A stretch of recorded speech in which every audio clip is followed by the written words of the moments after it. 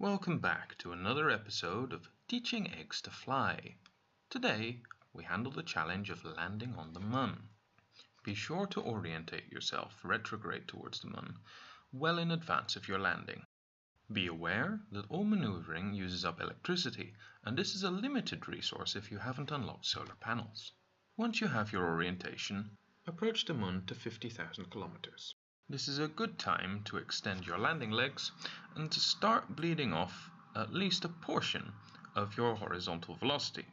A good rule of thumb for this maneuvering is to keep your orientation about halfway between the horizontal line and the retrograde marker on your nav ball. Do this until the retrograde marker is at the top of the nav ball, indicating that you are moving entirely up and down. If you feel you're approaching the surface too quickly, then orientate yourself to burn more vertically.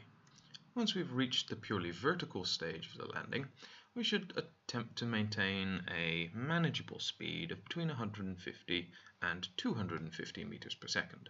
While it may be tempting to slow down more, this will actually cost us more fuel because gravity will simply accelerate us more and more during a slow descent.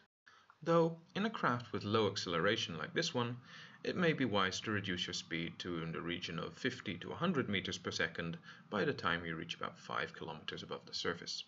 Now, again, it is time to coast until the ground scatter becomes visible and you note that your shadow is starting to get noticeably bigger. This stage, we are starting to actually get to our landing speed, which will be below 10 meters per second. It is critical that we have no lateral velocity, so make sure to keep your retrograde vector at the top of the nav ball. Over 3 meters per second of sideways velocity is almost guaranteed to knock over the craft on landing. Use shift and control for precise control over your velocity, and you should be able to come in for a safe landing. Well done, Egg.